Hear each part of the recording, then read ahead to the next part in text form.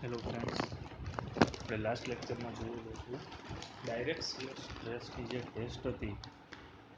હવે આ લેક્ચરની અંદર ટ્રાયએક્સિયલ કોમ્પેક્શન ટેસ્ટ આવે છે, કમ્પ્રેશન, જે આપણે સ્ટડી કરવાના છીએ. ટ્રાયએક્સિયલ કમ્પ્રેશન ટેસ્ટ છે. આમ તો જોઈએ તો કાસાગ્રાન્ડે અને ટઝાર્ગી આ ટ્રાયએક્સિયલ કમ્પ્રેશન ટેસ્ટ છે એને આપેલી હતી 1936માં. It is the most popular and extensively used shearing stress test both for the field application and for the purpose of research. હવે આ એપ્લિકેશન એવી છે અથવા તો આ ટેસ્ટ એવી છે કે બંને માટે કામ આવે છે. જોઈએ તો ફિલ્ડ ઉપર આપણે જ્યારે ફાઉન્ડેશન છે એ થતું હોય ત્યારે આ ટેસ્ટની મદદથી આપણે ફાઉન્ડેશનમાં જે થતું ફેલિયર છે એ અટકાવી શકીએ છીએ. એન્ડ રિસર્ચ કે આગળ જતાં કોઈ ટાઈપની એવી સોઇલ આવે છે કે જેની અંદર આ ટેસ્ટ છે એ ઇમ્પ્રૂવ થતી હોય છે. તો એના માટે 1936માં કાસાગ્રાન્ડે એન્ડ ટઝાર્ગીએ આ ટેસ્ટ છે એને ઇન્ટ્રોડ્યુસ કરેલી હતી. આ બંને માટે કામ લાગે છે, જેમ કે આપણે ફિલ્ડ એપ્લિકેશનના પર્પઝ માટે એન્ડ રિસર્ચ માટે. As the name itself suggests, the soil specimen is subjected to three compressive stresses in mutually perpendicular direction. આની અંદર પણ આપણે જે મોર સર્કલની અંદર પણ વાત કરી હતી કે સ્ટ્રેસીસ છે એ પરપેન્ડિક્યુલર 3 ડાયમેન્શનની અંદર એ લાગતા હોય છે. A cylindrical soil sample usually with a height equal to twice of a diameter is used. એક સિલિન્ડર હોય છે જેની મદદથી આપણે સોઇલ સેમ્પલ કલેક્ટ કરીને એની હાઇટના ડબલ એના ડાયામીટર યુઝ થાય છે. Commonly the major principal stresses, પહેલામાં પણ મેજરમાં 2 sigma 1 and sigma 2 and 3 minus stresses હતા. તો આની અંદર પણ commonly the major principal stress sigma 1 is applied in a vertical direction. Vertical ડાયરેક્શનની અંદર મેજર છે પ્રિન્સિપલ સ્ટ્રેસ એ આપણે ગોઠવતા હોય છે. And 2 principal stresses sigma 2 and sigma 3 are applied in a horizontal direction. એ હોરિઝોન્ટલ ડાયરેક્શનની અંદર એપ્લાય કરીએ છીએ. એન્ડ ધીસ સિસ્ટમ અથવા તો આ જે ટેસ્ટ છે એ 3 ડાયમેન્શનલની અંદર સ્ટ્રેસ સિસ્ટમ 2 સ્ટેજની અંદર થતી હોય છે. એમાં ફર્સ્ટ સ્ટેજ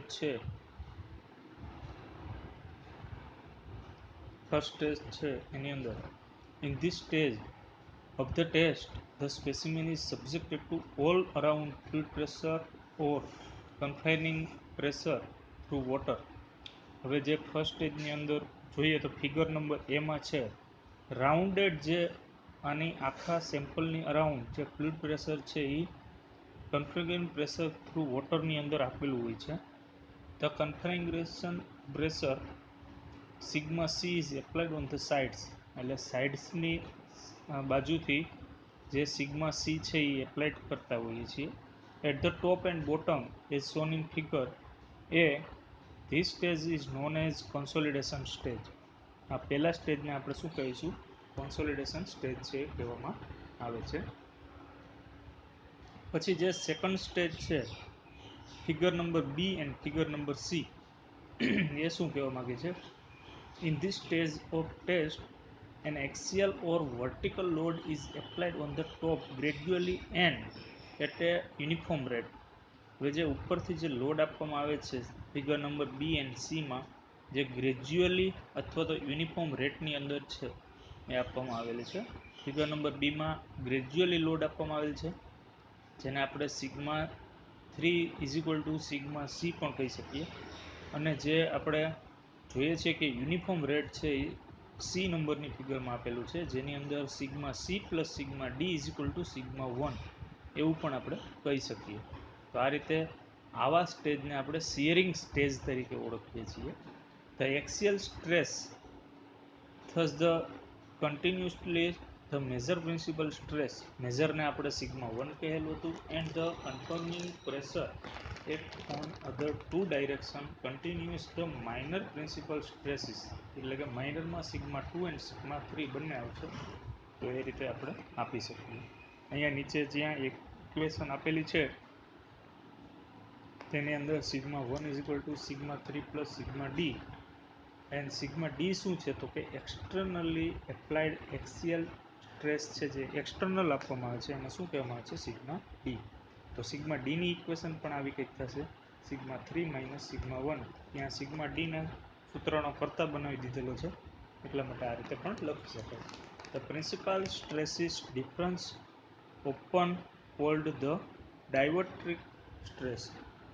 તો ડાયવર્ટ્રિક સ્ટ્રેસની અંદર છે આખું એપ્લાઇડ થઈ જશે એટલા માટે આ રીતે ટ્રાયએક્સિયલ ટેસ્ટ છે તે પણ દર્શાવી શકાય. હવે એની ફિગર જોઈએ તો એના માટેનો જે એપાર્ટ્સ છે એ ટ્રાયએક્સિયલ માટેનું કંઈક આવું રહેલું છે. અહીંયા ઝૂમિંગ કરીને આપણે જોઈશું તો ટ્રાયએક્સિયલ ટેસ્ટ માટેનું જે એપાર્ટ્સ છે એની અંદર ઉપરથી જે પ્રોવિંગ રિંગ છે એ પણ ગોઠવેલી હોય છે કે જ્યાં આપણે મેઝર લઈ શકીએ છીએ. પછી ડાયલ ગેજ છે આની અંદર જોડેલો હોય છે જેના ઉપરથી ખબર પડે કે કેટલું પ્રેશર છે આપણે એપ્લાય કરતા હોઈએ છીએ. આપણે જે ડાયરેક્ટ શિયર ટેસ્ટ હતી એની અંદર પણ સેમ મિકેનિઝમ હતું. તો આની અંદર એર વેન્ટ છે એક્સ્ટ્રા પ્રોવાઈડ કરેલું હોય છે જેના લીધે જે ઉપરથી જે પ્રેસિંગ થતું હોય તો એના લીધે એર જેટલી રહેલી હોય સોઇલ સેમ્પલની અંદર તે આની અંદર દૂર થઈ જતી હોય છે. કેપ દ્વારા ઉપરથી જે લોડ આપવામાં આવે છે પ્રૂવિંગ રોડ ઉપરથી એ બોલ કન્ટેક્ટની અંદરથી પિસ્ટનની ઉપર જે લોડ આપીને શું કહેવાય છે આપણે પિસ્ટન છે એ નીચે તરફ ધસેડીએ છીએ જેના લીધે આખો જે સોઇલનો સેમ્પલ છે એ કોન્સોલિડેશન સ્ટેજમાંથી પ્રાયરમાં સ્ટેજમાં એ રીતે જતો હોય છે. એટલે આ રીતે એપાર્ટ્સ છે એ ટ્રાયએક્સિયલ ટેસ્ટનો આવો કંઈક હોય છે. અને બીજું એક રબર મેમ્બરન્સ છે ફરતી કોર પ્રોવાઈડ કરેલા હોય છે જેના લીધે જે સોઇલની સાથેનું જે ફ્રિક્શન છે એ પણ લેસ થતું હોય છે એટલા માટે. હવે નેક્સ્ટ આવે છે merit and demerits of triaxial test. First of all આપણે જોઈએ મેરિટ્સ એના શું છે. The test can be conducted under all three drainage conditions with a complete control. ત્રણેય ડાયરેક્શનની અંદર ત્રણેય જે ડ્રેનેજ કન્ડિશન છે સિગ્મા 1, સિગ્મા 2 એન્ડ સિગ્મા 3 જે સરાઉન્ડેડ હોય છે વોટરની અંદર તો એ ત્રણેયની અંદર કમ્પ્લીટ કંટ્રોલ સાથે આ ટેસ્ટ છે પરફોર્મ કરી શકાતો હોય છે. આ એનો પહેલો મેરિટ છે. સેકન્ડ મેરિટ છે the stress distribution on the failure plane is more uniform than it is in the case of direct shear test. Third one છે precise measurement of pore water pressure and volume change are possible during the test. તો obviously consolidation જે થશે ત્યાં વોલ્યુમની અંદર changes થતો હોય છે. ફોર્થ છે the specimen is free to fail on the water on the weakest plane. Fifth one છે the state of stress at all intermediate stages up to failure is non.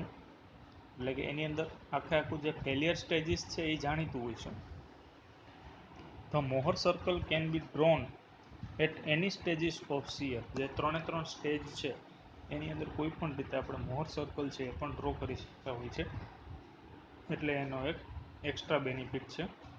અને સિક્સ વન છે the test is suitable for accurate research work. કે આ જે test છે એ કોઈ પણ જાતનું રિસર્ચ કરવું હોય સોઇલની ઉપર તો એના માટે એક્યુરેટ છે. પછી એના ડીમેરિટ્સ જોઈએ તો એ બહુ કોસ્ટલી છે અને બલ્કી છે. The drained test takes quite a long time compared to the direct shear test. Time ડ્યુરેશનની અંદર વાત કરીએ તો ડાયરેક્ટ શિયર જે ટેસ્ટ છે એના કરતાં આની અંદર જે ટ્રાયએક્સિયલ ટેસ્ટ છે એમાં વધારે સમય લાગતો હોય છે. The strain condition in the specimen are not uniform due to frictional resistance produced by the loading cap and the pedestal disk.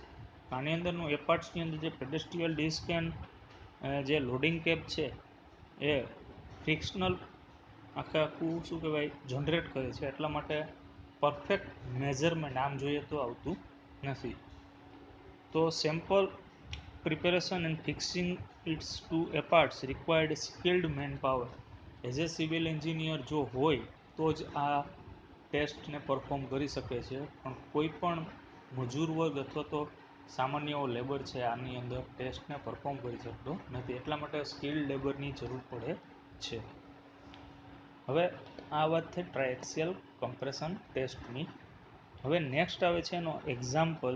તો સિમ્પલી અહીં જોઈએ, એક્ઝામ્પલ એનો એવો છે, a sample of a dry cohesionless soil was tested in a triaxial approach. cohesionless સોઇલનો એક test થયેલો છે. If the angle of shearing resistance was 35 degree and perforating pressure was 2 kg per centimeter square, determine the deviator stress at which sample fell. deviator stress છે એ find કરવાનું છે.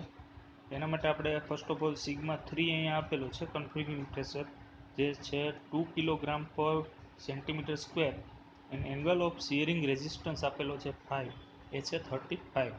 હવે પેલું જે ઇક્વેશન હતું એ અહીંયા યુઝ થઈ શકે છે. તો કે sigma 1 is to sigma 3 10 square alpha plus 2c 10 alpha. તો એને આપણે સી છે અહીંયા 0 આવે છે, કારણ કે કોહેઝન લેસ છે એટલા માટે. કોહેઝન લેસ સોઇલ માટે આપણે 0 છે એ સી લઈ શકીએ, એટલા માટે ઇક્વેશન આપણું આવું થશે, sigma 1 is to sigma 3 10 square alpha. તો આપણે સિગ્મા 3ની વેલ્યુ અહીંયા કન્ડક્ટ કરીએ આ રીતે. જ્યારે લાસ્ટમાં એનું સોલ્યુશન લેતા સિગ્મા 1ની વેલ્યુ આવશે 7.38 કિલોગ્રામ પર સેન્ટીમીટર સ્ક્વેર, અને ડેવિએટર સ્ટ્રેસનું મેઇન ઇક્વેશન હતું સિગ્મા 1 માઇનસ સિગ્મા 3. તો આપણે એ રીતે જ્યારે કેલ્ક્યુલેટ કરીએ ત્યારે સિગ્મા ડી ડેવિએટર સ્ટ્રેસ છે એની વેલ્યુ મળશે 5.38 કિલોગ્રામ પર સેન્ટીમીટર સ્ક્વેર. તો આ રીતે ટ્રાયએક્સિયલ લોડથી આપણે કોઈ પણ જાતના રિસર્ચ અથવા તો ફિલ્ડ ઉપરના જે ટેસ્ટિંગ છે એ પરફોર્મ કરી શકીએ છીએ અને પ્લસમાં કેલ્ક્યુલેશનમાં કરી શકીએ છીએ. Thank you friends.